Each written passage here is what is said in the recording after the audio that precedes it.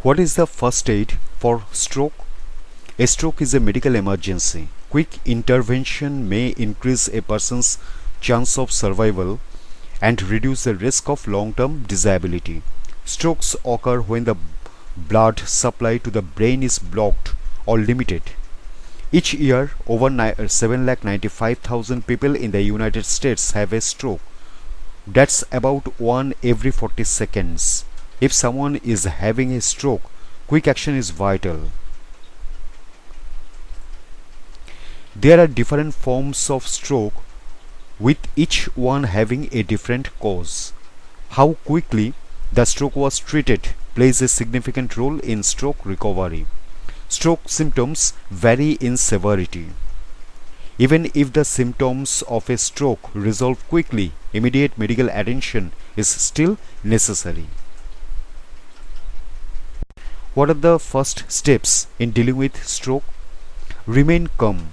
Ensure the surrounding area is safe and that there is no imminent danger, such as from moving vehicles. Talk to the person. Ask them their name and other questions. If the individual is unable to speak, ask them to squeeze your hand in response to questions. If the person does not respond, they are likely unconscious. If the person is conscious, gently place them into a comfortable position. Ideally, they should be lying on their side with their head and shoulders slightly raised and supported with a pillow or item of clothing. After this, try not to move them. Loosen any tight clothing such as buttoned up shirt collars or scarves. If they are cold, use a blanket or coat to keep them warm. Check that their airway is clear. If there are objects or substances such as vomit in the mouth that may be hindering breathing, place the person on their side in the recovery position.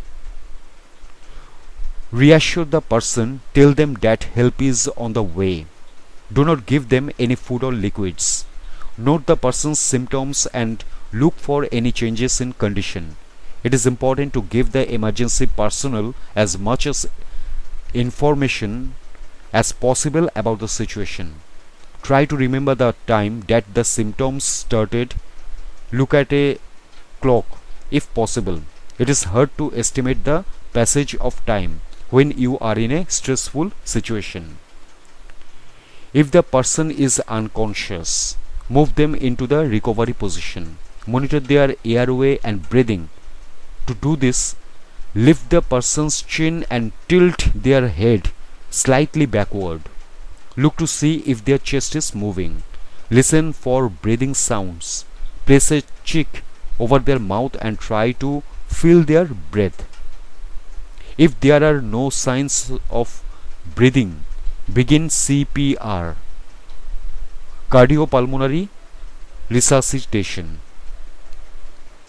Current practice for CPR is chest compressions only. 911 can instruct you how to do this if you do not know how. The recovery position. If someone is unconscious or if their airway is not completely clear, place them in the recovery position. To do this, kneel beside them. Take the arm that is furthest away and place it at a right angle to their body. Place the other arm across their chest. The leg that is furthest away should remain straight. Bend their other knee. Support their head and neck and roll the person onto their side so that their bottom leg is straight and their top leg is bent at the knee, with that knee touching the ground. Tilt their head slightly forward and down so that vomit in the airway can drain out. Manually clear out the person's mouth if necessary. Performing cardiopulmonary resuscitation or CPR. CPR is a life-saving technique which can be performed to help people whose breathing and heartbeat have stopped. If someone who has had a stroke is not breathing, performing CPR until the emergency services arrive may save their life.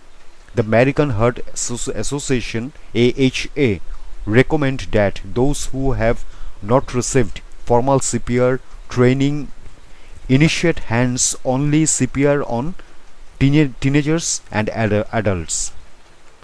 This type of CPR involves using the hands without giving mouth-to-mouth resuscitation. It consists of two steps. Number one is calling 911 and number two, pushing hard and fast in the center of the chest.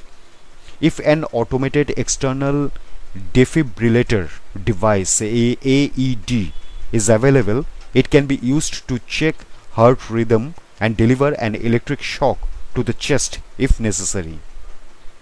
Know the symptoms of a stroke. Recognizing the signs of a stroke is a vital component of reacting to an emergency situation caused by someone having a stroke. Some symptoms can be very subtle, while others are quite obvious. Use the first acronym to recognize stroke symptoms. Face. Is there weakness or dropping on one side of the person's face? Asking them to smile or stick out their tongue can show a subtle weakness or drop. Arms. Are they able to raise both arms?